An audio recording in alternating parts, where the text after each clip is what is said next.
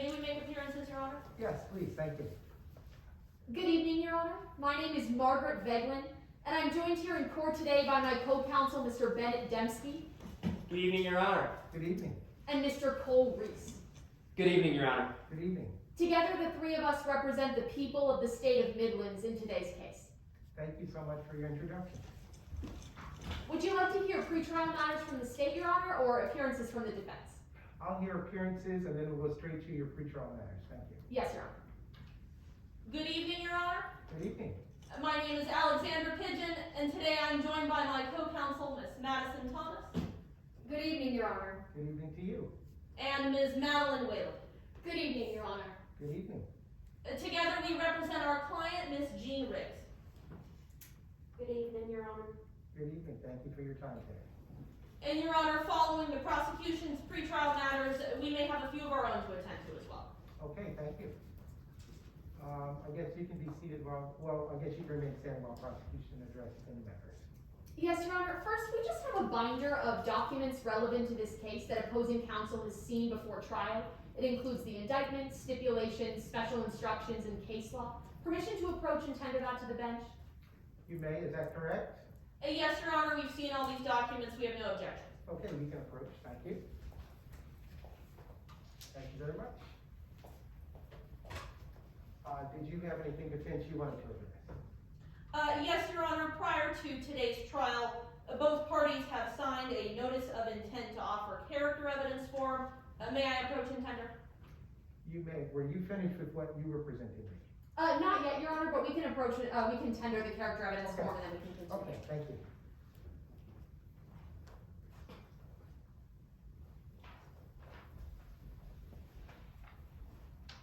I appreciate that. Prosecution, you can continue with your tender. Yes, Your Honor. Next, if we could direct your attention to the blue tab in that binder labeled stipulations, specifically to stipulation 1. This just says that both parties have agreed before trial that exhibits 2, 4, 5, 7, and 8 are admissible and can be entered into evidence anytime after opening statements. Okay, is that correct? Yes, Your Honor, that's our understanding as well. Okay, and all these exhibits are in the binder. No, Your Honor, we'll Okay. approach and tender those when it becomes relevant. Okay, thank you. Yes, Your Honor. Next, we'd like to direct your attention to the pink tab that says Midlands Law. Specifically to the first piece of case law, Midlands v. Nereus. This just says that in the state of Midlands, aiding and abetting isn't considered to be a separate charge. So someone who's found to have aided and abetted in a crime is just as guilty as someone who committed that crime themselves. That's our understanding as well, Your Honor. We have no objections. Okay, thank you. Yes, Your Honor. Next, we'd like to invoke Midlands Rule 603 and 615, which call for the constructive swearing in and sequestration of all witnesses barring party representatives, and the state does not have a party representative today. Okay, And Your Honor, pursuant to Rule 615, we do have a party representative, Ms. Riggs, will be present throughout trial and will not be sequestered. okay. And you have no objection to that? No objection, Your Honor. Okay. Is there anything further from the prosecution as a pretrial matter? Yes, Your Honor. Finally, just some housekeeping matters. Since we've never had the opportunity to serve in your courtroom before, we'd like to know your preferences when it comes to asking permission to move about the well. Would you like us to ask permission to approach opposing counsel, the witness, and Your Honor, or just state it for the record? I would just state it for the record. I want to respect your time, and since it's already 6:20, I don't want you to think that either side has to stop every time and ask. So, Yes, Your Honor. And finally, because this is a jury trial and we will have a jury, is it all right with Your Honor if we direct remarks and witness testimony to the jury and not to Your Honor? I think it is appropriate to address the jury. Thank you. Yes, Your Honor. With that, the state is ready for trial. Okay, is there anything further pretrial that, I cut you off earlier, so I want to make sure you have a chance to get through everything. No, Your Honor. We're ready for opening statements whenever the defense is. Okay, thank you. Ma'am? Just one more, Your Honor. We would like to ask that all objection arguments be constructively outside the presence of the jury members. Yes, I will grant that motion. With that, Your Honor, we're ready to proceed with opening statements as well. Okay, thank you. Prosecution, you may open. Yes, Your Honor.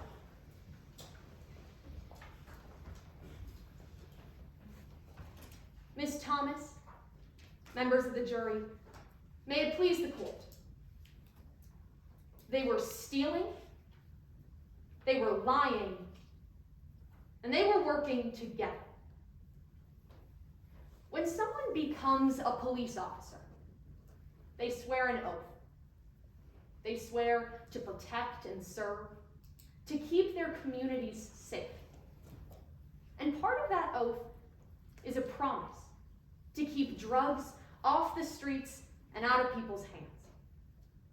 But today you'll learn that for the last 5 years, there's a police officer who has done exactly the opposite. The defendant, Jean Riggs.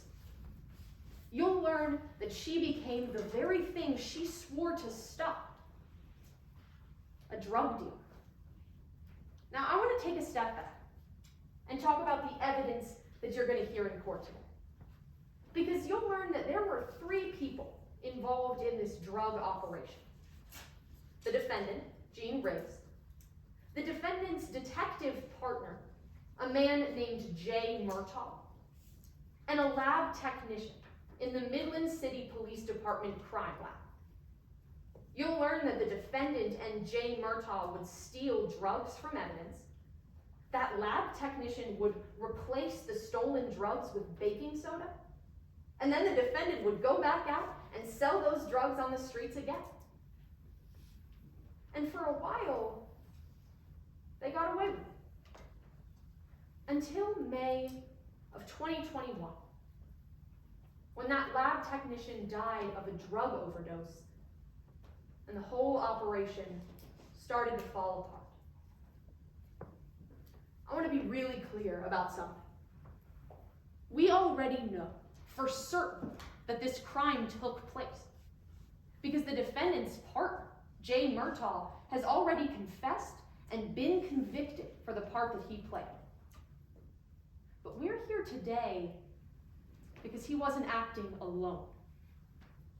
Because together, Jay Murtagh and the defendant were stealing, they were lying, and they were working together. That's why the people of the state of Midlands have charged this defendant with embezzlement of state property and falsification of records. That just means that we have to prove to you beyond a reasonable doubt that the defendant stole or helped to steal state property, and that she lied or helped lie on official records about the drugs that she stole. And to do that, to meet our burden, we're going to call 3 witnesses who will tell you that the defendant and Jay Murtagh were stealing, lying, and working together. So first, they were stealing. You're actually going to hear from the defendant's partner, Jay Murtagh. We expect he'll tell you that all of this started back in 2016, that he and the defendant were stealing drugs from the Midland City Police Department for 5 full years before they got caught. And that's because of that next point. They were lying.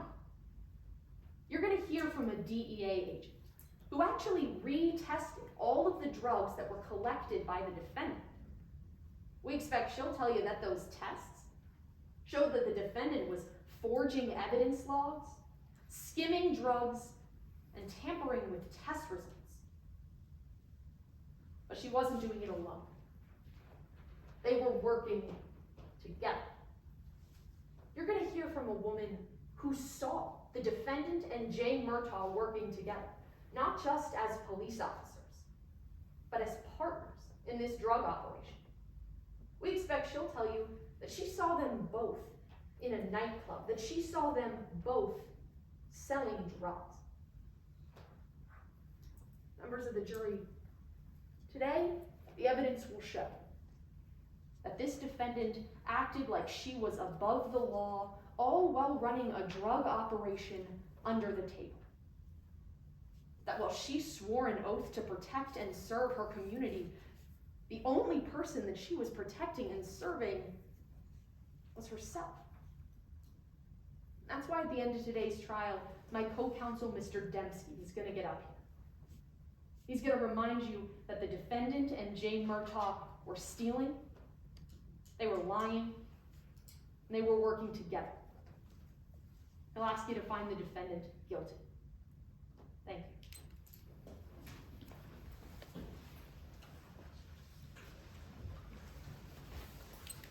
Opening from the defense, Your Honor. Yes, ma'am, thank you.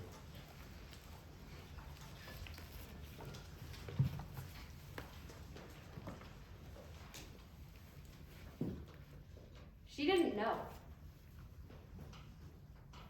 Just a moment ago, Miss Vagelin stood right here where I'm standing. And she told you about some drug conspiracy occurring at the Midland Center Police Department. We agree that there were some bad officers at the MCPD. You'll hear about them today. But Jean Riggs wasn't one of them.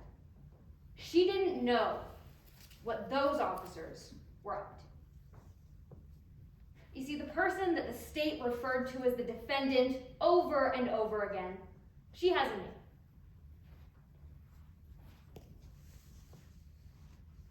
This is Jean Riggs. She'll tell you that the one thing that the state got right is that back in April of 2021, she was involved with drugs. But not because she was stealing them from her police department. It's because she's an addict. See, she doesn't have to, but she'll take that stand today. And she'll tell you about an accident that she had back in April of 2015. How she got put on painkillers.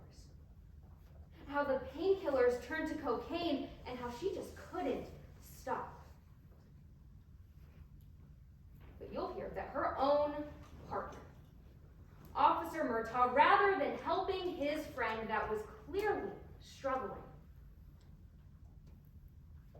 took advantage of her, fueled her addiction. He sold her drugs. But she didn't know that he was stealing, lying, and working against her. But because the state assumed that she knew, the law has placed a very heavy burden on this table. It's what we call proof beyond a reasonable doubt, and it is the highest burden in our legal system.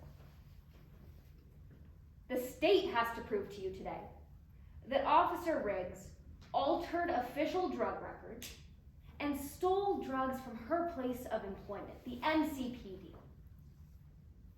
But what that burden means is that it won't be enough for their story to just sound possible. If you have any reasonable questions by the end of today's trial, if you can think of a single other plausible explanation of the evidence, you must find Miss Riggs not guilty. This burden, it stays on this table. And it'll never come to ours. So while you listen to the testimony today, I want you to keep one question in mind. Did she know? We're going to call an expert in forensic lab analysis today, Dr. Joe Joshua. And he'll tell you that the only piece of forensic evidence in this case is a drug log that shows that drugs were being stolen from the MCPD. But he'll tell you that that drug log doesn't prove that Miss Riggs knew what was happening. And you might be wondering, if Miss Riggs is an addict, and she wasn't stealing drugs from the MCPD, where was she getting them? We're going to call Allie Getz to the stand to answer that question for you. You'll learn that Miss Getz is a club owner here in Midlands, and at that club, drugs are frequently sold. You'll learn that Officer Riggs worked at that club. But throughout Miss Riggs' entire employment, Allie Getz never saw her sell or steal drugs. In fact, the only thing Miss Getz saw was someone struggling with an addiction. Members of the jury, we understand how frustrating it can be to hear that a police officer, the people we trust to enforce the law, have broken it on duty. Those officers deserve to be held accountable. But you'll learn that Miss Riggs wasn't one of them. When you listen to testimony today, I want you to remember the state's verdict.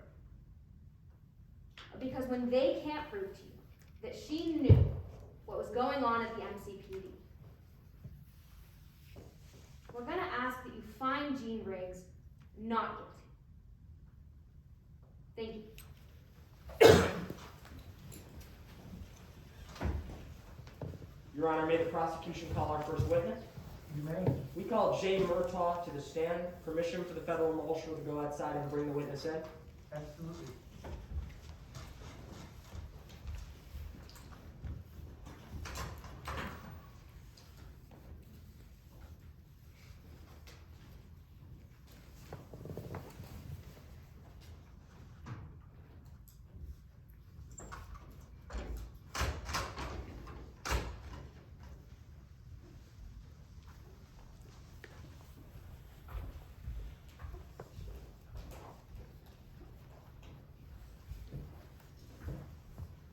And Your Honor, as this is a non-violent offender, we'd ask your permission for the marshal to take the handcuffs off the witness.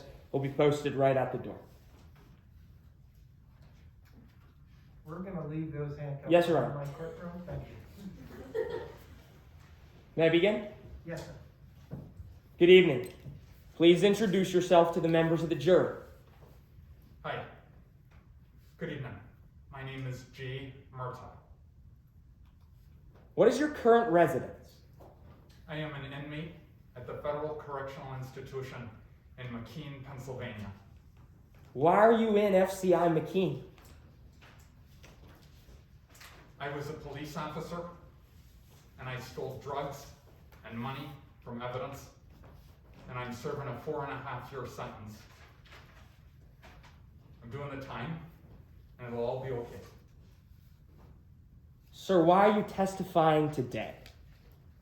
I'm testifying today because I signed a plea agreement with the United States Attorney's Office. Would you recognize that plea agreement if I were to show it to you? Yes, sir. I'm approaching counsel and the witness in turn with a copy of Exhibit 3, the plea agreement. Courtesy copy for the bench. Thank you. Here you are, Your Honor.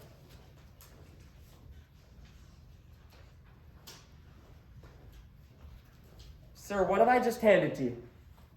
This is a copy of my plea agreement. Does it look to be fair and accurate? Yes, sir. Prosecution offers Exhibit 3 into evidence. And no objection from the defense, Your Honor. Thank you. Then this will be entered into the record. Permission to publish a copy to the members of the jury? Permission granted.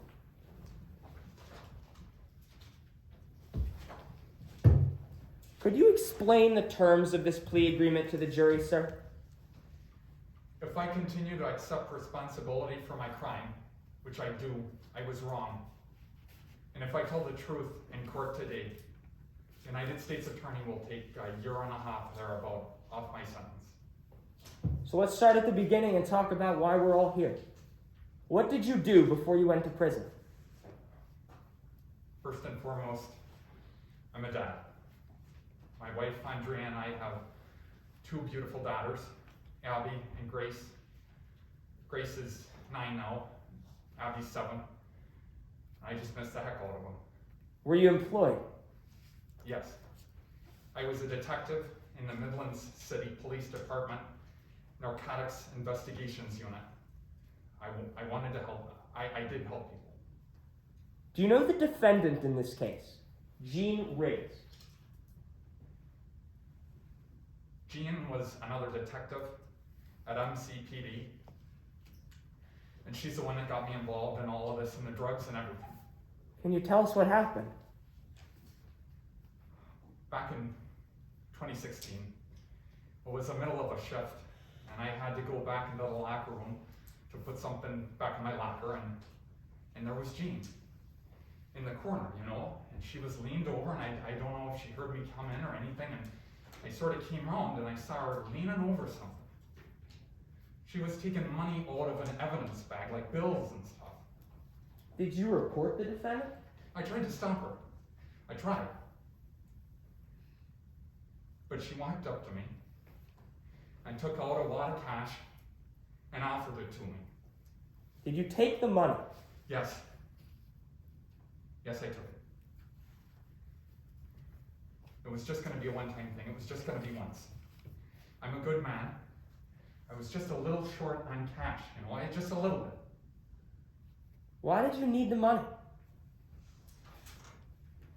I had invested in a biotech startup, They had a swell drug. It was gonna cure Alzheimer's.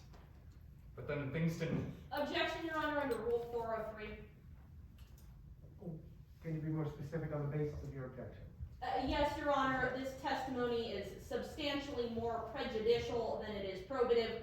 For this witness to go on about how he wanted to help cure cancer, how he's a good person, how he was struggling and in debt. Your Honor, this testimony serves only to inflame the passions of the jury. Its prejudicial effect is substantially higher than its probative value. As to the probative value, Your Honor, it's unclear what that even is. May I respond? You may. Are you also arguing that it's not relevant to the case, or are you just arguing the prejudicial impact? Your Honor, I'm arguing that the prejudicial effect here substantially outweighs the probative value under Rule 403. So in anticipating counsel's argument, are you conceding that this testimony is relevant? Yes, Your Honor. Okay. Your response? As Your Honor knows, for something to be excluded under Rule 403, that prejudicial effect has to substantially outweigh the probative value. Now, we're not trying to prejudice the members of the jury in favor of this witness. We're simply explaining why it is that he took money from the defendant, why it is that he became involved in the drug operation that we're here to talk about today. It is probative for the jury to understand how he came to be involved. Counsel has already conceded that it's relevant. So I'm going to sustain the objection. No, I'm going to overrule the objection. I'm going to allow a little leeway. Yes, Your Honor. But let's not go too far afield. Of course, Your Honor. Yes, Your Honor. Thank you. Sir, were you finished with your answer? Why did you need the money? Things went wrong with the company, and I lost a lot of our money. You said before that taking money from the defendant was going to be a one-time thing. Was this just a one-time thing? No, it went on for years and years, and Gene and I started calling it the operation. But we were just taken from criminals. They were all criminals. I wasn't hurting anybody. Sir, I want to talk about your operation. Who was involved? Gene, me, and we got this lady from the crime lab to help us. How did it work? Well, Gene and I would go out and we would seize money and drugs from dealers and stash houses, and with the money, we would just take it, and we would only report officially some of it. What would you do with the drugs? That's where the lady from the lab came in. Casey Bartholomew was her name. She would take money that she would take drugs that we would turn in, and she would use a little bit of it for like running tests or something. Gene explained it all to me, and I saw her do it. But the rest, she would just steal it, and she'd fill the bags the rest of the way up with like baking soda or something like that. Do you know what happened to the drugs the lab technician stole? She would give them back to me and Gene, and then we'd fudge the numbers on the evidence log, and then Gene would go out and I don't know what. She would come back and give me money that she was saying was my cut. Mr. Murtagh, how long was all of this going on for? We started doing it in 2016, like I say, and it didn't stop till last spring. I want to talk about last spring. Why did you stop? Casey died. Do you know what happened? Gene told me that Casey was doing the drugs. That wasn't part of the plan. Gene said that she overdosed right there on the lab. Were you investigated? Yes. It was a Saturday morning, Of course, Andrea opened the door. And the FBI guys are standing there in the badges and the jackets and everything, and he starts saying that he knew about me and Casey and the drugs, and he starts screaming about how they had witnesses in front of the kids, in front of Andrea. Okay, Mr. Murtagh, what did you do? I told myself, Jay, it's gonna be okay. I told everybody that it was gonna be okay. And I went with them down to their office. And I told them about me and Casey, and that I was a good man, because I am. Did you give up the defendant? No. After Casey died, I don't know if she lost it or if something broke, but she started talking about how we should knock off the dealers we were working with and how she could get people killed in prison. Mr. Murtagh, when you confessed to the FBI, why were you protecting Jean Riggs? I wasn't protecting Jean Riggs, I was protecting myself. I was protecting my family. What do you mean you were protecting yourself? The day that Casey died, Jean came up to me in the parking lot behind the precinct and she grabbed me and she said that if I said anything about her and the drugs or anything to anyone, she would blow my brains out.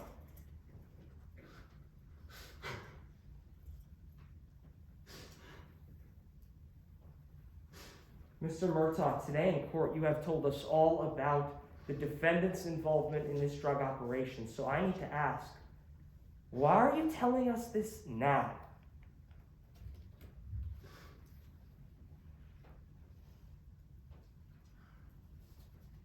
Because I'm a failure. I failed as a husband. I failed as a father. I failed as a cop. I've got nothing left. What more do I have to lose? What changed your mind, sir? I am a good man. And it's gonna be okay. Thank you, sir. Your Honor, I have nothing further right now. I am willing to revisit my earlier ruling about the handcuffs. I'm gonna think it's gonna be too uncomfortable for the witness to be. You have no objection if the witness removes her handcuffs? No objections, Your Honor. Yes, Your So Honor. I'm gonna overrule my earlier remark and remove the handcuffs if the witness needs to be up there. Yes, Your Honor. And again, the witness does have no history of violence, and the marshal will be right there if anything does go wrong. Does your witness need a minute to get some water or blow their nose, anything like that? Mr. Murtagh, do you need a moment for cross-examination?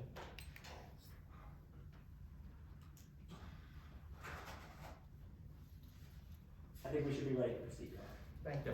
Yes. And Your Honor, while Mr. Murtagh takes a moment, if I can take a moment to set up the law.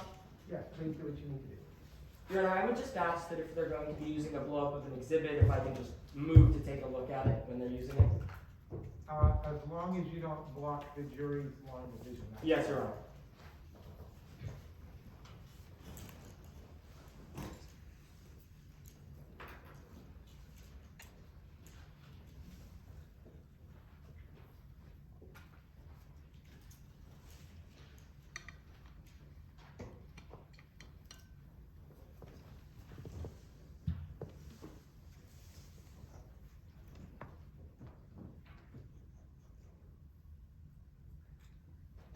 And if I could ask if Your Honor is able to see the exhibit?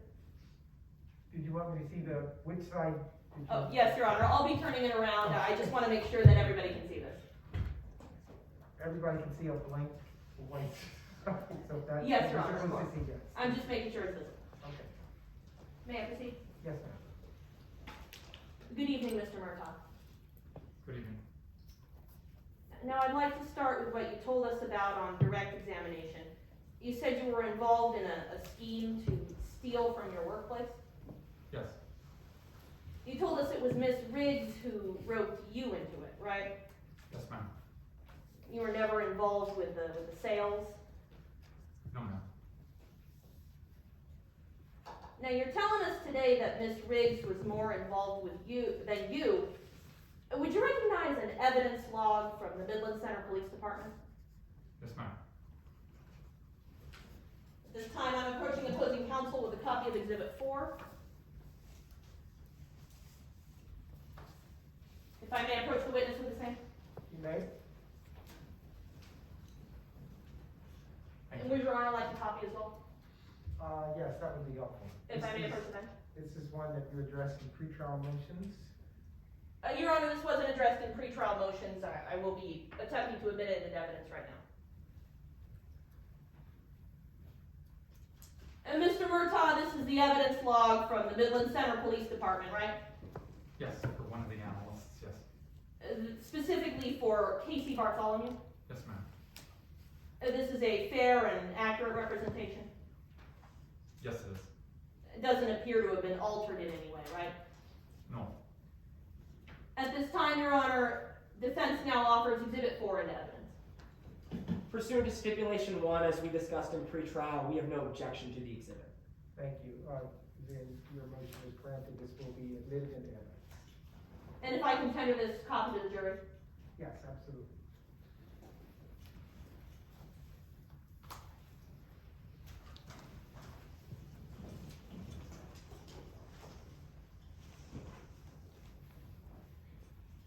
Mr. Murtagh, these were the drugs that you submitted to analyst Casey Bartholomew, right? Yes, ma'am. Casey Bartholomew, that was the lab tech you told us about on Direct who helped you steal the drugs. Yes, ma'am. Now, your name appears on this list 11 times, right?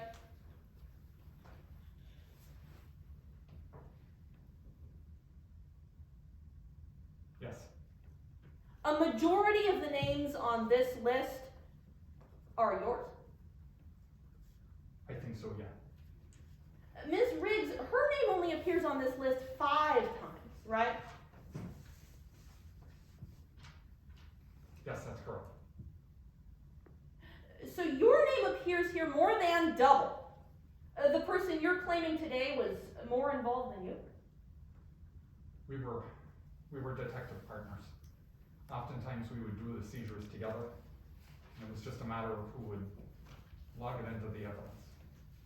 Well, you're telling us you did the seizures together. I'd like you to focus on the names on this list. Your signature appears on this document more than twice as much as Ms. Riggs, right? Yes, ma'am. I was the one who was signing it in most of the time. Thank you, Mr. Murtagh.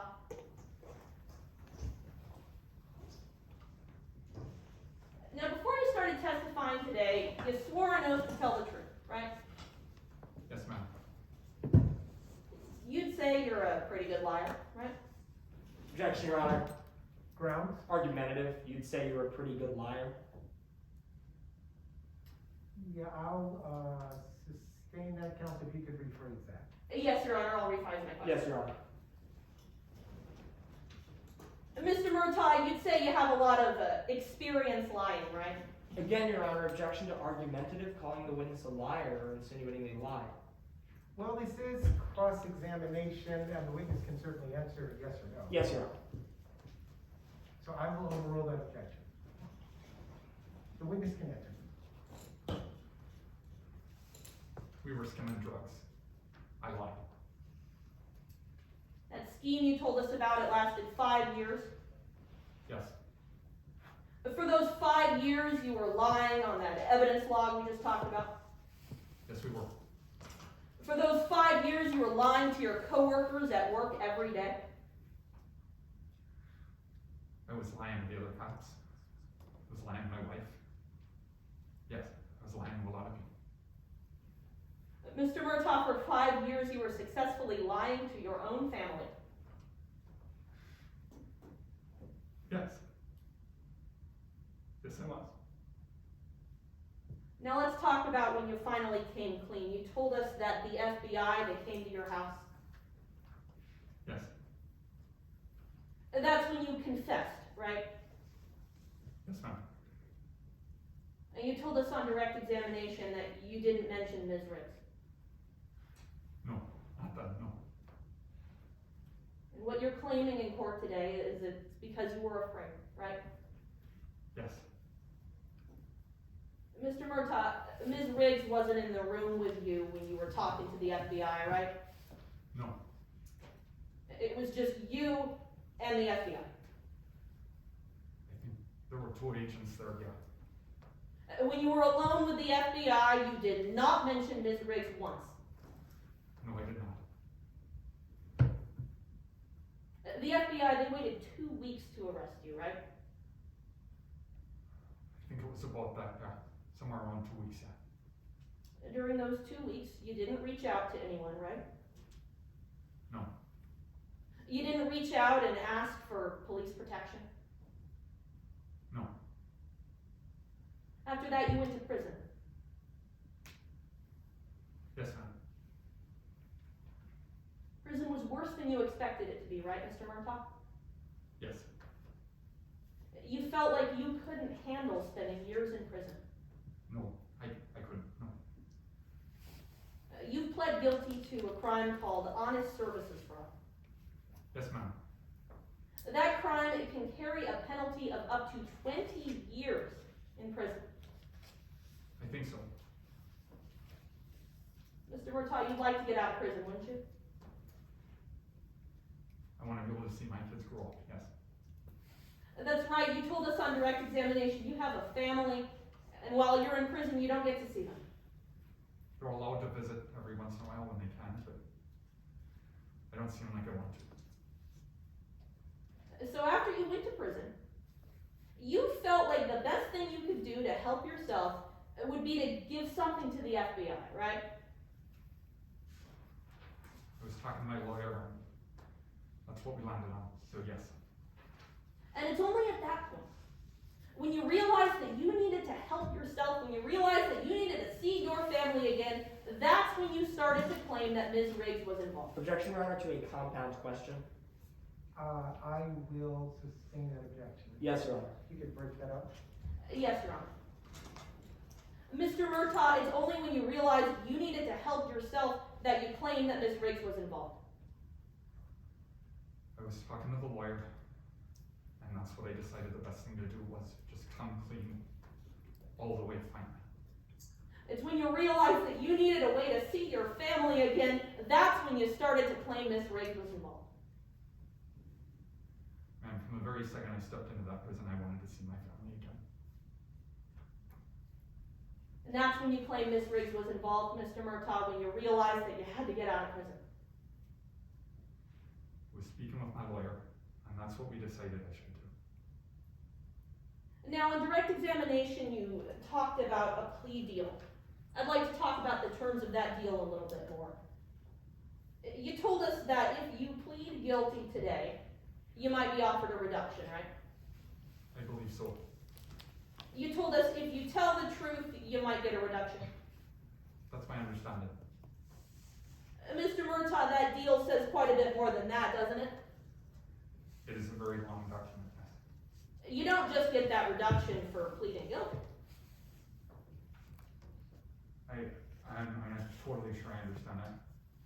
Mr. Murtagh, the government will only recommend that reduction if you provide substantial assistance to the prosecution, right? I think there's a part of the reduction is that, yes. Part of it is for accepting responsibility, but part of it is for that, yes, I think. So that's a yes to my question. It says that in your plea deal that you'll only get that reduction if you provide substantial assistance to these prosecutors today, right? That's part of it, yes. Now, you also told us on direct examination about how much that reduction might be. You said it might be 1.5 years or above. I think it's somewhere around there, yes. I believe about 1.5 years. But let's talk about what that deal actually says. Mr. Murtagh, there's no limit given to how much that reduction might be. I don't know. I believe it's 1.5 years that I get off. I'm not sure. That 1.5 years, that's a guideline, right? I think so. Yes, I think so. The government, they're allowed to recommend an even greater reduction to your sentence. I believe so, yes.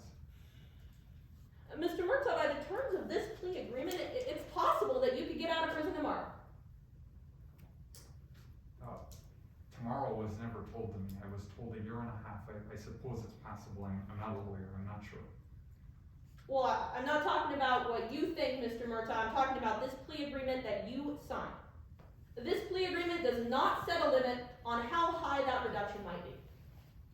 It's contingent on the U.S. Attorney's Office, that's all I know. I'm sorry, that's my understanding. I'm trying to help you. I understand that, Mr. Murtagh. I just have a few more questions. Just to make things clear to the members of the jury, that prison sentence reduction is completely up to the government, right? I believe so, yes. It's up to how much the government thinks you provided substantial assistance to these prosecutors today. Objection, Your Honor. For more misleading than probative. Can I be heard? Briefly, yes, sir. Your Honor, the language in the agreement doesn't actually make it clear that the substantial, that the testimony of quality and significance needs to be in this case or to these prosecutors. The government is allowed to recommend an additional sentence reduction beyond the reduction for acceptance of responsibility if he is helpful in cases like these, but for her to characterize it as a reduction in exchange for testimony in this case is misleading to the jury because that's not what the agreement with the U.S. Attorney's Office actually says. May I respond? You may, but I want to make sure I'm getting the base of the objection. What's the fundamental basis of your objection? More misleading than probative, Your Honor. The misleading effect of the questioning is going to outweigh any probative value it might have. So you've had this marked as an exhibit, Yes, Your Honor. and both parties agreed that the jury can look at this when it's admitted in evidence? or- Yes, Your Honor. Yes, Your Honor. Did you have a response? Yes, Your Honor, Mr. Dembski asked Mr. Murtagh in direct examination why he's here in court today. Mr. Murtagh responded it's because he signed this plea agreement. It's very clear that the terms of this plea agreement apply to the case at bar today. May I respond? I don't think there's a need. Since the jury's going to have a chance to look at this, we will trust the jury's judgment at figuring out. They will be the triers of fact, and this is fair game for cross-examination. So I appreciate your objection. I will overrule it, and I will allow the witness to answer that question. Absolutely, yes, Your Honor. Thank you. So, Mr. Murtagh, by the terms of this plea agreement that you signed, the government can choose to recommend any reduction in your sentence based on how much you provide substantial assistance to these prosecutors, correct? I have to cooperate and I have to tell the truth with the prosecutors for the deal. Yes, that's true. In the terms of that agreement, it uses the word substantial assistance to the prosecution, correct? I believe so, yes. Thank you. Your Honor, I have no further questions. Thank you. Any redirect? Yes, Your Honor.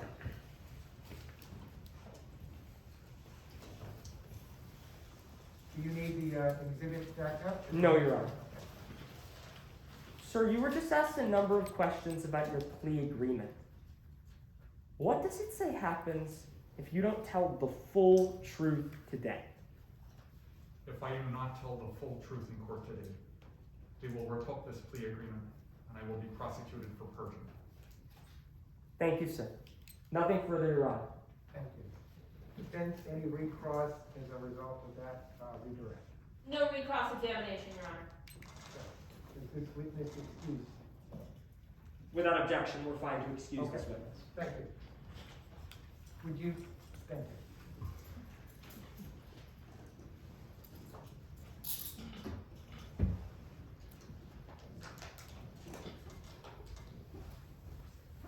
The prosecution have any further witnesses?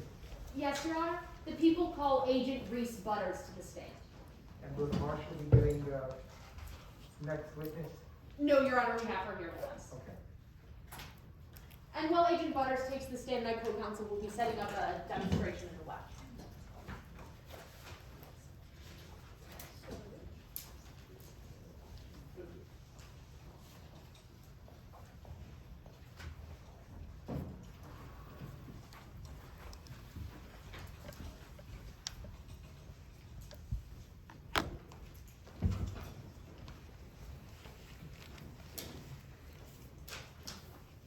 May I proceed?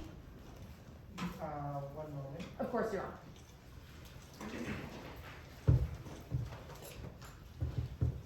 You bet, thank you. Good evening. Could you please introduce yourself to the members of the jury? Good evening, everyone. My name is Agent Reese Butters. What do you do for a living, Agent Butters? I'm a drug analyst for the Drug Enforcement Agency, or the DEA. Well, what exactly does a drug analyst do? Basically, my job is to study the chemistry of illicit drugs. But because the DEA is a law enforcement agency, I'm also responsible for investigating the work of other drug analysts. How did you get into that line of work? Well, first I got my bachelor's degree in criminal justice from Midland State, go Bulldogs. And because I actually loved it there so much, I went back for grad school too. That's why I got my master's degree in forensic science. And how are you involved in this case?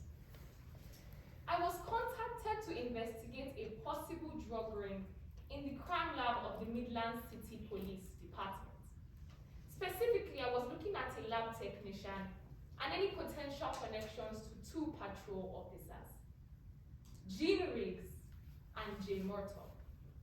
Ma'am, I'd like to talk a little bit about your process.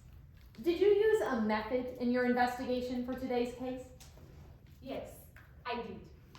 So in cases like these, I like to start off by actually looking at the drug tests conducted by the analyst. Then, I compare those tests to the standard to see if I can find any irregularities. And if I do, I try to find out why those irregularities might exist. Is that method reliable? Certainly. It's used by every drug analyst that I know. Did you have all the materials that you needed for your investigation? I did. I had access to all of the drugs that were tested by this technician and the evidence log for those drugs as well. And did you reliably apply your method to the facts of this case? Certainly. All right, then I want to talk a little bit about your investigation. You told us that you look for irregularities in test results. What kind of irregularities do you look for? In this case, I was looking for some things called drug skimming and drug cutting. I want to talk about both of those. Your Honor, permission for Agent Butters to step down and make use of this demonstration. Does you have any objection? No objection, Your Honor. May I move to see the witness use the demonstration? You may, and again, I just ask you to please don't get in during this line of vision. Of course, Your Honor. Agent Butters, if you could step down here for us. Of course, Ms. Beckland. So, ma'am, what are we looking at here? First of all, you're not looking at real drugs, don't worry. I've just brought along a scale and some beakers from our lab, and some salt here that I'll actually be using to represent two identical drug samples. All right, then I want to talk about those irregularities you mentioned.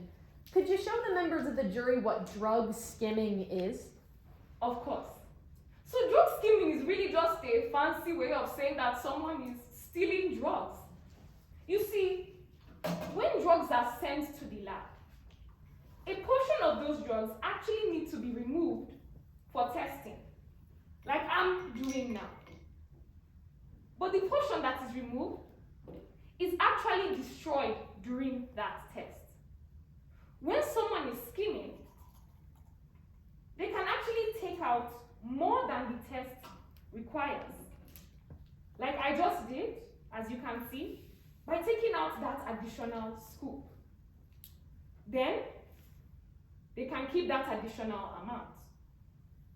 Well, what about that second irregularity? What's drug cutting? It's actually pretty simple. In order to fix this difference in weight that we see here, someone can actually add in a non-drug substance that looks the same as the substance that we have here. And they simply add that in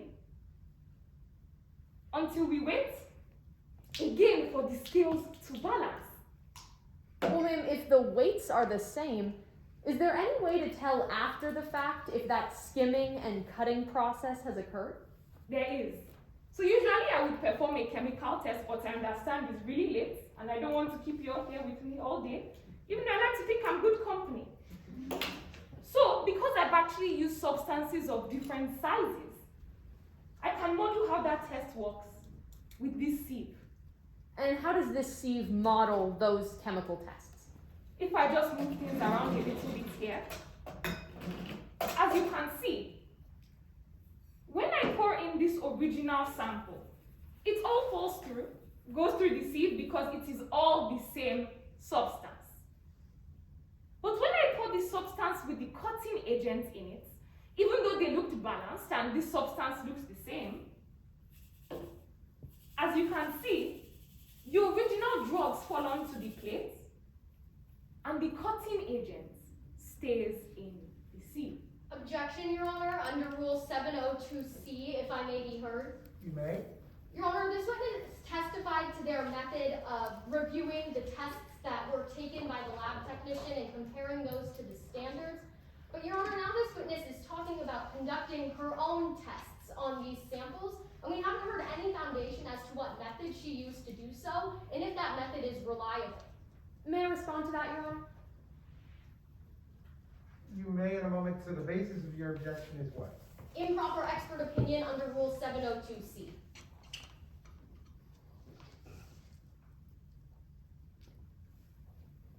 So you're saying for this to be admissible, the foundation would have to be laid first? Yes, Your Honor, specifically the foundation for the method of how she conducted her tests for seeing the amount of cutting agent. Are you objecting to this witness being qualified as an expert? Or is that Your Honor, something we're not distinct? objecting to this witness being qualified as an expert. Just for this opinion specifically, there needs to be more foundation, which we believe can be laid. It just needs to be laid. May I Your respond? response? Yes, ma'am. Your Honor, first of all, I don't believe that a conclusion has been elicited from this witness. All she was doing was showing us her process. She's laying that foundation right now. By modeling how she performs those chemical tests, she's allowing the jury to understand how she looks for those irregularities that she mentioned in her original method. There's no conclusion, so there's no violation of Rule 702C. I'm going to overrule the objection, and I think any issues you have can properly be brought up on cross-examination. Yes, Your Honor. Yes, Your Honor. Since there has been a stipulation that this witness is an expert, I will allow her to continue. You can continue this line of questioning. Yes, Your Honor. And Agent Butters, you can actually retake your seat. Thank you, Ms. Begla. So now I'd like to talk about your conclusions in this case. Did you find any irregularities in the test results of that lab technician you were reviewing? I did. I found evidence of both drug skimming and drug cutting, as well as some irregularities in an evidence log that I reviewed. Well, let's talk about each of those. What evidence did you find of drug skimming? So remember how when I was standing over there, I told you that some drugs are actually used up during the testing process? In this case, the lab tech actually reported using over double the standard amount that a test requires, which certainly indicates drug skimming. What about drug cutting? What evidence did you find of that? Drugs that are seized off the streets here in Midlands tend to average about 5 to 20% cutting agents. But the drugs tested by this lab technician came in at 30 to 35% cutting agents, way above that regional average. Do you know when those cutting agents were added to those drugs? Not exactly, no. But because of just how much higher that average is, I believe that it's likely the cutting agents were added sometime between when the drugs were seized by the officers and when they were turned into the lab for testing. Do you know which officers turned those particular drugs into the lab? I do. Jay Murtagh and Jean Riggs. I'd like to talk more about the defendant, Jean Riggs. Did you notice anything else unusual about the drugs that she turned into the station? Yes. So after reviewing that evidence log, which is really just a record of what officers were turning in drugs to this lab technician, I noticed that a disproportionate amount of Detective Riggs' drug seizures were going to this technician. Would you recognize that evidence log if I were to show it to you? I certainly would. Your Honor, I'm approaching the witness with what's already in evidence as Exhibit 4. Thank you. So, ma'am, what does this evidence log tell us? Well, this evidence log shows that there were 10 officers in the narcotics division, but it shows us that Officers Jean Riggs and Jay Murtagh together accounted for over 75% of this lab tests. What about the Objection, Your Honor. Substantially more misleading than probative under Rule 403, if I may be heard. You may be heard. Yes, Your Honor. This witness just testified that Officer Murtagh and Miss Riggs's samples together constituted over 75% of this lab technician's samples. But, Your Honor, Miss Riggs's samples specifically were actually substantially a lower amount than Officer Murtagh's. So to characterize Miss Riggs as sending in 75% of this lab technician's samples, that's substantially more misleading than probative. May I respond, Your Honor? You may, so you're saying it's a mischaracterization of the evidence? Yes, Your Honor, it's substantially more misleading. Okay, you may respond. Yes, Your Honor. Counsel's objection goes to weight and not admissibility. If she'd like to cross-examine the witness on exactly how many of those seizures were from Jay Murtagh and how many were from Jean Riggs, she can do that, but it's certainly not substantially more misleading than it is probative. Yes, I'm going to overrule that objection. The jury already has seen this, and I think there was prior testimony that one person was on the law 5 times, the other was 11. And so the jury's already heard evidence that they can break down the total number. So I think that's fair fodder for cross-examination. Yes, Your I'm Honor. going to overrule the objection. Yes, Your Honor. You may proceed. Yes, Your Honor. Agent Butters, what does this log tell us about the defendant specifically? This log shows us that Officer Jean Riggs submitted the same amount of drugs to this lab technician as 8 other officers in the narcotics division did combined. Thank you, Agent Butters. I have nothing further, Your Honor. Thank you. And would counsel like us to take this down or leave it out? You can take it now.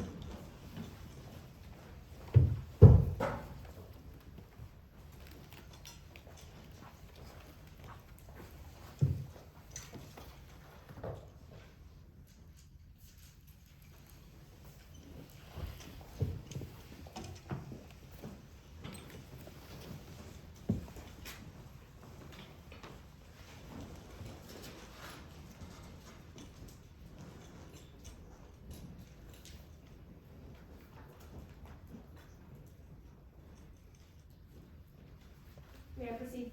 Yes, ma'am. Good evening, Agent Butters. Good evening, and what was the name again? Excuse me. Miss Whalen. Good evening, Miss Valen. How are you doing tonight? I'm doing well. I hope you are too. I'm doing okay. Thank you for asking. I'd like to talk about a piece of evidence that you reviewed for this case. Actually, one you were just talking to us about. All right. An evidence log. Yes, I have that with me. You'd agree with me that this is a fair copy of the evidence log you reviewed for this case, true? Yes, I usually wear glasses, but I didn't bring them with me today, but it looks to be so. That's all right, Agent Butters. I can move that closer to you. Ah, that's perfect. How's that? That's perfect. Thank you so much. Now, you actually reviewed this evidence log twice, correct? Yes, that's true. The first time you reviewed this evidence log, you didn't find anything troubling about the number of cases that Miss Riggs had, correct? During the initial review? No. That's because Officer Murtagh had over double the amount of cases as her, true? Yes. So Officer Riggs had double the amount of other officers, and then Officer Murtagh had double the amount of Officer Riggs. But just to be clear, you didn't find anything troubling about Miss Riggs's numbers in that initial investigation, true? In the initial review, it wasn't a full investigation. Well, let's talk about that second review of this evidence log now. Yes, You did that after you got some more information, correct? absolutely true. And that information, it came from a previous student of yours, true? Yes, I believe an FBI agent, Peyton Travis. Peyton Travis was actually your favorite student, correct? One of my favorites, yes. One of your favorites that you would spend time with outside of class, true? Yes, she was a wonderful student. So one time over dinner, Miss Travis informed you that Officer Murtagh had accused Miss Riggs, right? That's true as well. And it was only after your favorite student told you about Officer Murtagh's accusation that you investigated Miss Riggs on this log at all. Yes, I took a look at the numbers. And it was only after your favorite student told you about Officer Riggs's accusation that you concluded anything was troubling about Miss Riggs's numbers. That's what the numbers showed. But you didn't see that the first time, right, Agent Butters? I conducted a cursory review during the thorough investigation. That's when I found that. So now I'd like to talk more about what you told us about these samples. All right. You said that they looked like they had been cut, true? Yes, so cutting, that's the, like baking soda, non-drug substances. Yes, you told us that these samples, they had an irregular amount of baking soda in them, correct? Yes, that's true. But you couldn't tell us when that baking soda was put in, right? Absolutely not. You couldn't tell us who put that baking soda in, correct? Can't tell you that either. And actually, Agent Butters, you couldn't tell us if the other officers besides Officer Murtagh and Riggs had the same amount of baking soda in their drugs, true? No, those officers were not a part of my investigation. That's right, Agent Butters, you couldn't tell us how much baking soda was in their samples because you never investigated them at all. Yes, they only had one entry on the log each, statistically insignificant. But you didn't investigate that one entry on the log each for the 5 other officers on this log, true? No, they weren't part of my investigation. So let's talk about what we do know these drugs all have in common. All right? You can tell us that it looks like all of the samples on this log have been skimmed, right? Absolutely. Not just the ones from Officer Murtagh, right? No, all of them. Not just the ones from Officer Riggs, right? No, all of them.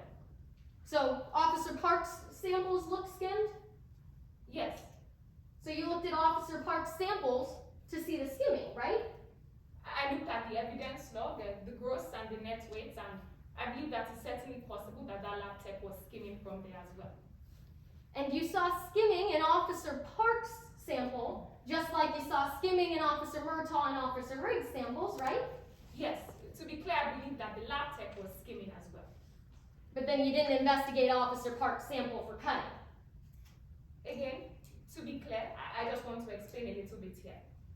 The reason that we investigated those officers was because of the number that they showed on that evidence log. Officer Park and the others you listed had one entry each. But you'd agree with me that those other 5 officers also had their samples skimmed, right? By the lab tech? Absolutely. So what you can tell us about this evidence log is that it looks like this lab technician was skimming all of the samples. We certainly agree on that, yes. Thank you for your time, Agent Butters. Your Honor, I have no further questions. Thank you. Can you redirect as a result of that question? I have no redirect, Your Honor. We just ask that Agent Butters be excused.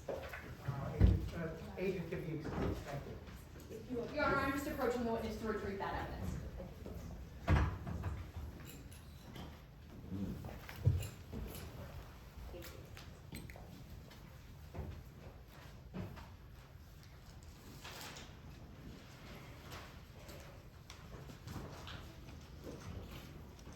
And, Your Honor, before the people call our third witness, permission to just set up the well for use of a demonstrative. That permission is granted, thank you.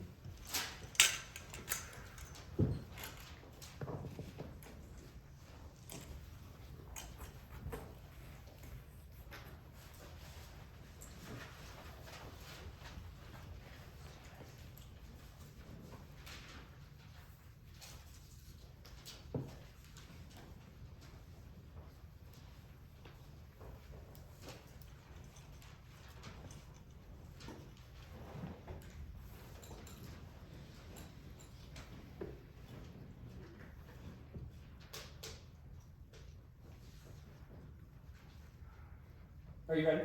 Yes. Your Honor, at this time, the people call Courtney Rudd to the stand.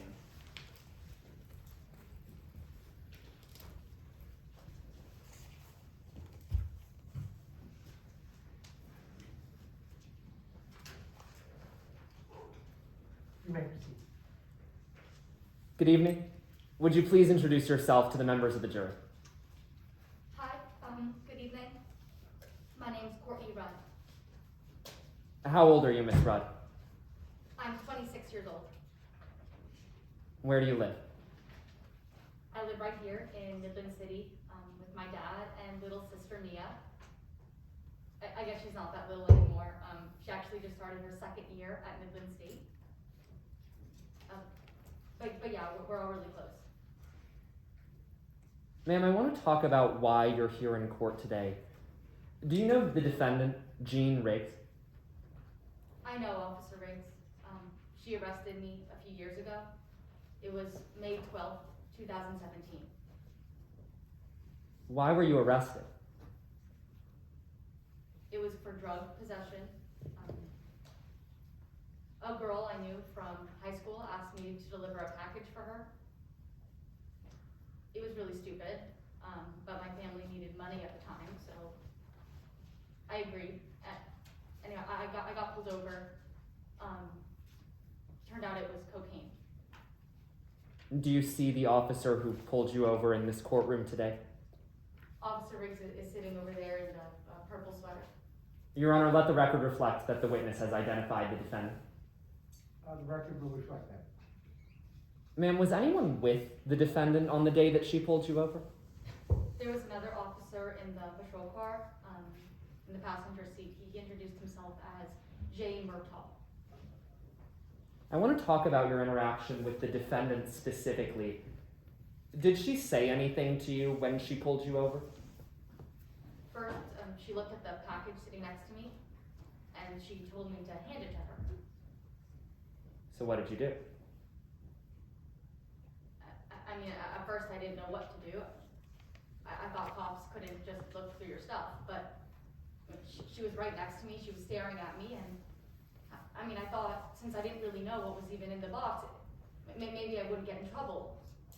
Miss Rudd, did you give her that box? I did, I gave it to her.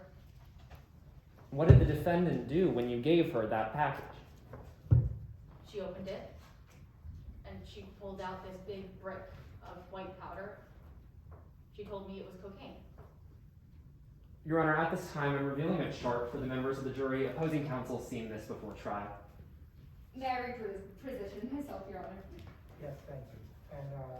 And I just want to make sure the members of the jury can see that. And can you see it, Your Honor? Yes, thank you. Okay. Miss Rudd, when the defendant pulled you over, did she tell you how much cocaine she was collecting from you?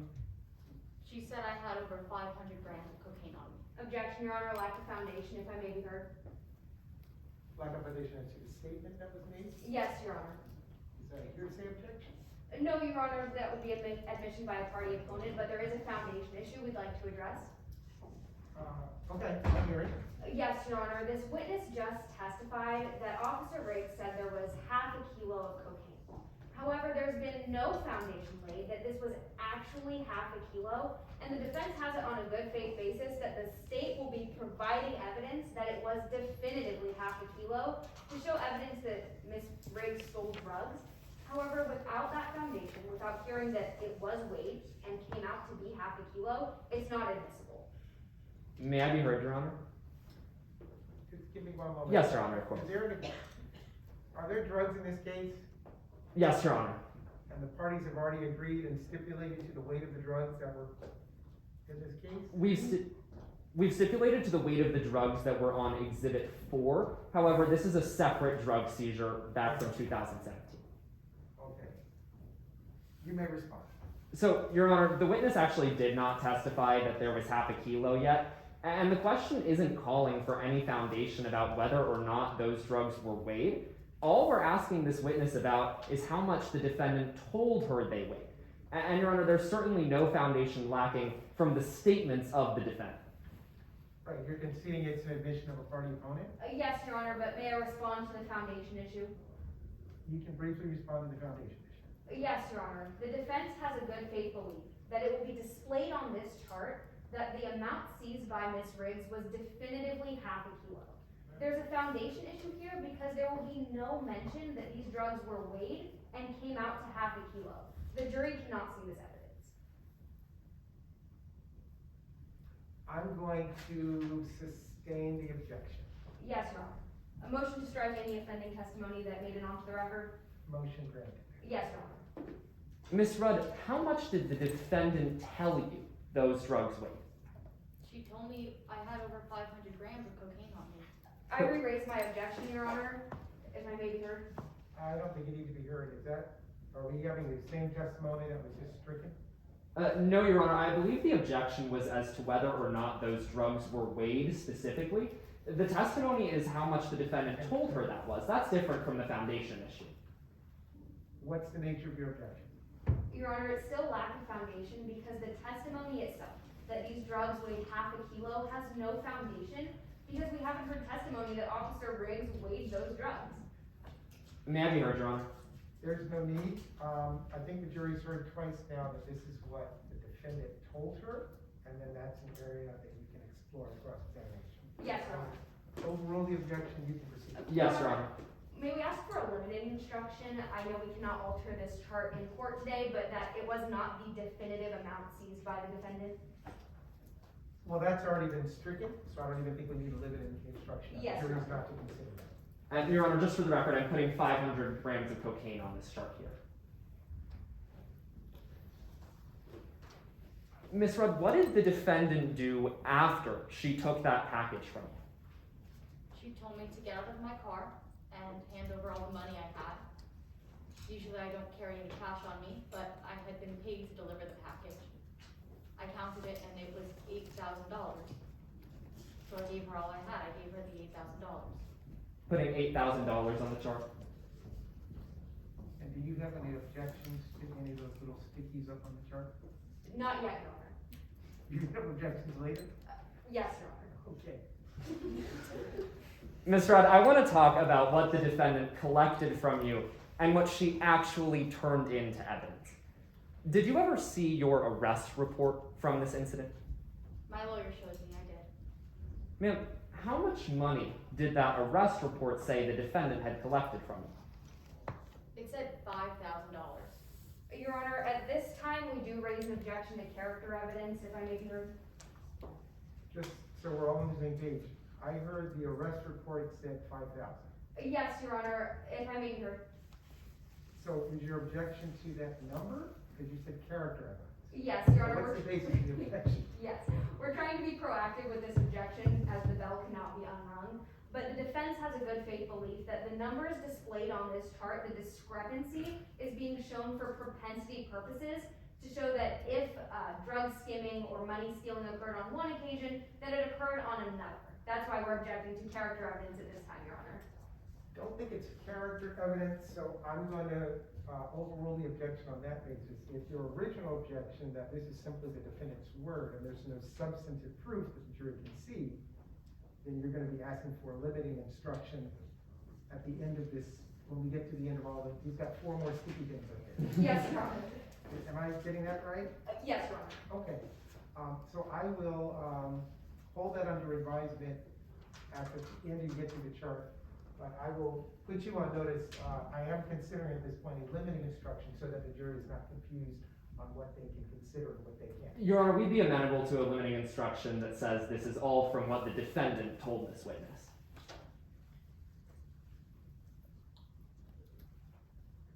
So we're putting up a chart about things that the defendant said that you're not going to put into evidence that you can't prove other than what the defendant said. Your Honor, yes, these are all statements that were made to this Okay. witness. So you're just showing this so the jury can have a visual. Yes, Your Honor. Just so that we can all understand the lots of numbers we're dealing All right. with today. Thank you. You can move on. I don't want to delay your time. Yes, Your Honor. So, ma'am, how much money did that arrest report say the defendant had taken from you? It said $5,000, and I knew that wasn't right. I counted the money, and it was $8,000. Putting $5,000 on the chart. Miss Rudd, what about cocaine? How much cocaine did that arrest report say the defendant collected from you? It said 100 grams. That didn't seem right to me. It was this huge brick of cocaine. Objection, Your Honor, to hearsay this time, if I may be heard. What's the statement of hearsay? Your Honor, at this point, it's no longer admission by a party opponent because as stated on this chart, it's on an arrest record. These statements are written statements. They're being offered for the truth of the matter asserted and they're hearsay in court. May I respond? Is the person who wrote the arrest record subject to examination here today? No, Your Honor. However, we're not provided with the arrest report before trial today, and pursuant to Special Instruction 6, there can be no best evidence issue that's raised specifically with a report like this one. Nope, I'm just narrowing it for hearsay. Yes, Your Honor. They're not available for testimony today. So, respond, show me how this is not hearsay. So, Your Honor, first of all, opposing counsel's objection is untimely. We already have information from this arrest report on the record. Second of all, we're not offering any of these statements to prove the truth of the matter asserted. The truth of the matter asserted by these statements is that $5,000 was actually collected from Miss Rudd. Instead, what we're offering this to show is that there's a discrepancy between what the defendant said was what was collected and what was written on that arrest report. Therefore, this isn't hearsay under 801 because it's not being offered for the truth. Response, Your Honor? No need, objection sustained. Yes, Next Your Honor. question. So, Ms. Rudd, in this money here, what was the difference between what was collected, what the defendant said was collected from you, and what was written on that report? Objection, Your Honor. Question calls for hearsay. Yes, counsel, you can't get into the arrest report because that objection's already been sustained.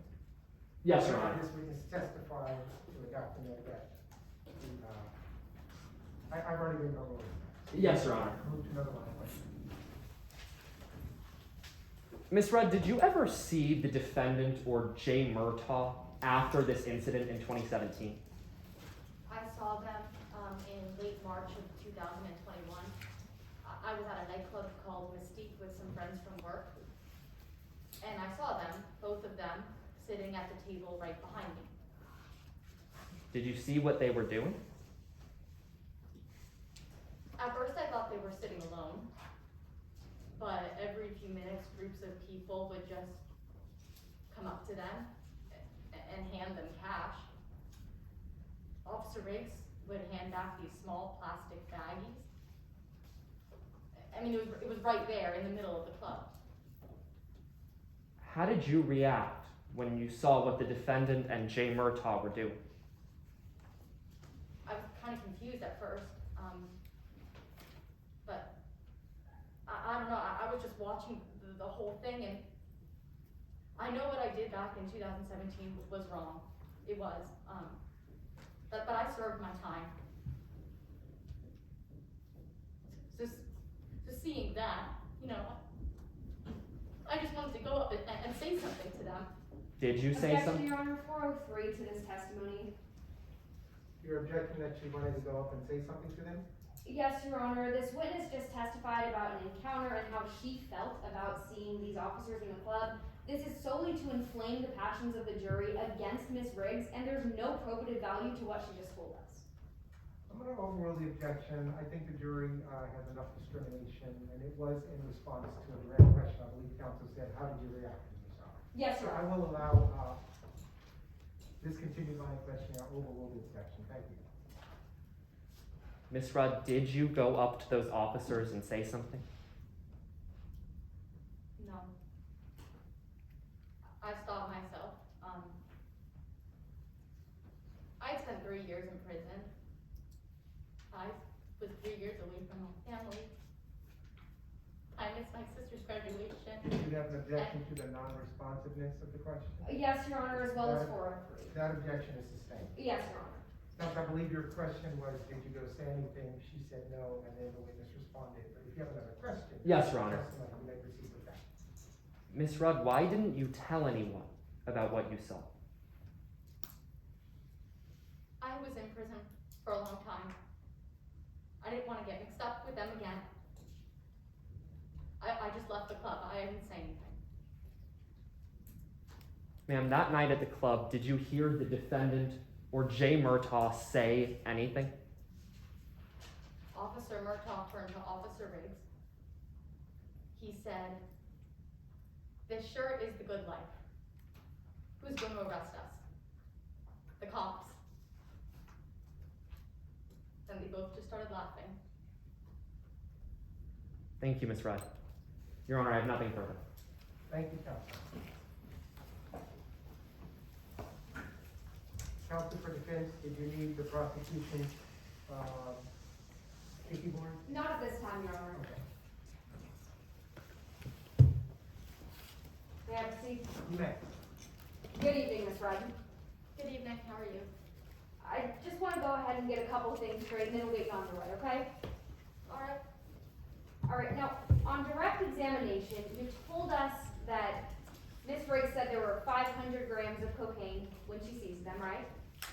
She said that I had more than half a kilo of cocaine on me, that it was over 500 grams, yes. Okay, so let's talk about that a little bit more. Alright. You never saw Miss Riggs weigh that drug, did you? She took it from me, and I don't know where it went. All I saw was my arrest report later on. So that's a no to my question. You did not see Miss Riggs weigh those drugs. I don't know what she did with the drugs after she took them from me, no. Okay. You also didn't see Miss Riggs open up that bag and take any drugs out, did you? Again, ma'am, she just took it from me. I don't know what she did with it afterwards. So that's a no. You did not see Miss Riggs take drugs out of that bag. That's a no. She just took the box from me. So when you say that there were 500 grams of cocaine, that's just a guess, right? It's what Miss Riggs told me. I don't know. And again, to your knowledge, those drugs were never weighed before you saw that evidence log, true? Objection, Your Honor, asked and answered. That objection is sustained, that question has been answered. Ms. Rudd, I want to go ahead and talk a little bit more about why you're in court today. Alright. Now, you told us on direct examination that you're not a drug dealer, right? No, ma'am, no. You don't frequently transport drugs. I didn't know that there were drugs in the box when I took it out. I knew it wasn't right, it seemed suspicious, I just didn't ask questions. But no, I didn't know. Ms. Rudd, that's what you're telling us, but you've been caught on 2 separate occasions transporting drugs, true? Objection, Your Honor, counsel testifying. May I explain? Well, right now the question is, you've been caught on 2 separate occasions. Yes, Your Honor. That's an appropriate question for cross. What's your objection? Your Honor, the objection is to counsel testifying, or rather misstating the record. This witness only testified as to one incident on direct examination in which she was caught with drugs. So for the attorney to say that there were 2 separate incidents, that's her testifying and misstating the record. If that's fair game for cross-examination, the witness can certainly answer yes or no, and it's something that you could bring out again on recross. Yes, Your Honor. In this courtroom are presumed as officers of the court to be truthful. Yes, Your Honor. So Yes, I will Your Honor. sustain, I'm sorry, I will overrule the objection. Yes, Your Honor. You may continue now. Yes, Your Honor. Ms. Rudd, you've been caught on 2 separate occasions transporting drugs, true? I don't think I was caught the second time. Officer Riggs found me in April of 2021. She told me that she wanted to catch the guy who had asked me to deliver drugs the first time. She told me to go to his house, pick up work, deliver the package, that she would pick up the package for me and get the guy who told me to. So I don't know if I was caught, per se. Officer Riggs told me to do it. Ms. Rudd, there were drugs in your car, true? Officer Riggs was there with me when I called the guy, and she was there with me when I left his house and took the drugs. That's true. Ms. Rudd, that's not what I asked you. There were drugs in your car on a second occasion, true? Yes, ma'am, there were. So you're telling us that the 2 times you've ever transported drugs in your life, you've just been unlucky and ran into the police? The first time I did, I got caught, I ran into the police. The second time Officer Riggs was there, she told me to do it, she was following me. Okay, well, let's talk about that first time. Alright. Now, you were arrested, right? Yes, ma'am, I was. And you went to jail, true? I was sentenced to 5 years in prison and I got out 2 years early for good behavior. Well, you told us earlier that you never saw Miss Riggs touch those drugs, but you thought that she had done something wrong, didn't you? Touch the drugs that she took from me? Yes, Miss Rudd, even though you didn't see that happen, you thought she had created the perfect scheme to steal drugs. Well, it seemed like there was drugs missing from what I was charged with at trial and from what she had taken from me. So yes, it seemed wrong. So that's a yes to my question, Miss Rudd. Even though you didn't see Miss Riggs take drugs out of that bag, you thought she was doing something wrong. Yes, ma'am, that's true. Let's talk about why you thought that. You learned in prison that you could get Miss Riggs in some trouble, right? Objection, Your Honor. Hearsay. Response, Your Honor? Well, the question I heard was, you learned in prison you can get her in trouble. At this stage, I'm gonna overrule that because there's no statement that's being offered for the truth of the matter. She's either gonna say yes or no. Yes, Your Honor. Thank you. Miss Rudd, you learned that you could get Miss Riggs in some trouble? I learned from other inmates that they had similar experiences with Officer Riggs, and that it was illegal. Your Honor, at this Yes. point, I'd re-raise the hearsay objection. This is based off of hearsay. Response, Your Honor?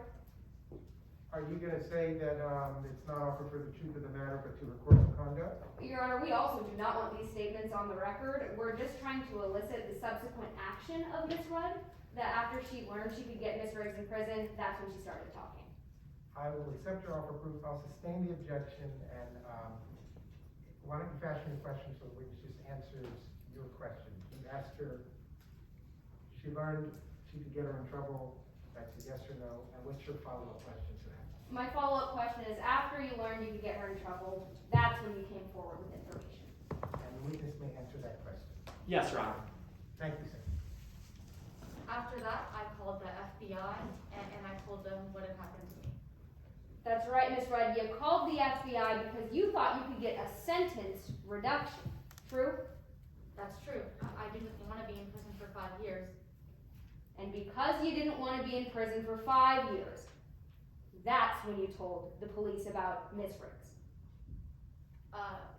It was when I was kind of putting all the pieces together. I didn't want to be in prison. I realized what she did was wrong, and that's when I decided to call the FBI. Okay, well, let's go ahead and talk about the second time that you were caught with drugs. All right. You were worried when Officer Riggs pulled you over, true? I didn't want to do what she had asked me. I had been in prison. I was done with that. But she said that if I didn't follow what she said, she would put me in prison. So I was definitely worried when she pulled me over. It wasn't just that, Miss Rudd. You were worried because you didn't take the drugs where they were supposed to go, true? The guy from high school told me I had to deliver them like a delivery. I didn't make it to the delivery before Officer Riggs pulled me over. So that's a yes, you were worried because you didn't take the drugs where they were supposed to go. Yes, I wasn't trying to get in trouble with anyone, not Officer Riggs, not the person from high school, just no one. Miss Rudd, you're not so worried now, are you? I don't understand the question, I'm sorry. Of course, Miss Rudd, you're actually testifying today and getting something in return, aren't you? I have an immunity deal. They said if I testify, I can't get in trouble for anything I said. That's right, Miss Rudd, you signed a deal that said you can't go to prison for anything you told us today, right? Yeah, I don't want to be here, but they said that if I came and I just told the truth, I wouldn't get in trouble. Directing you back to my question, Miss Rudd, you're exchanging your testimony today for full immunity for the crimes you told us about. Yes, that's true, ma'am. Miss Rudd, you actually want to see Miss Riggs go to prison, don't you? I know what Officer Briggs did was wrong, and I think she should go to prison for what she did. You want to see Miss Riggs go to prison for a long time, don't you? I think she should go to prison for what she did, that's true. Miss Rudd, you want to see Miss Riggs go to prison for even longer than you did, true? I think she should serve as much time in prison as me, if not longer. That's true, ma'am. Thank you.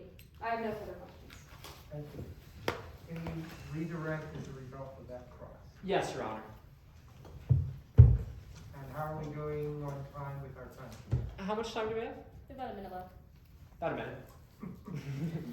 May I proceed? You may. Miss Rudd, Miss Thomas just asked you some questions about an incident with the defendant in 2021. I think we all might be a little confused. What happened in 2021? It was 3 days after I had seen Officer Riggs at the nightclub. She found me outside the grocery store, and she told me that she was trying to catch Alex, the guy from high school, and then I needed to call him up and ask him to deliver a package for him. I didn't want to do it, but I didn't want to get in trouble again. I was scared, so I just did what she told me. Ma'am, what happened when you went to deliver that package? She pulled over my car, she took the drugs, and that was it. Do you know what the defendant did with those drugs after she pulled you over? Objection, Your Honor, outside the scope of cross-examination.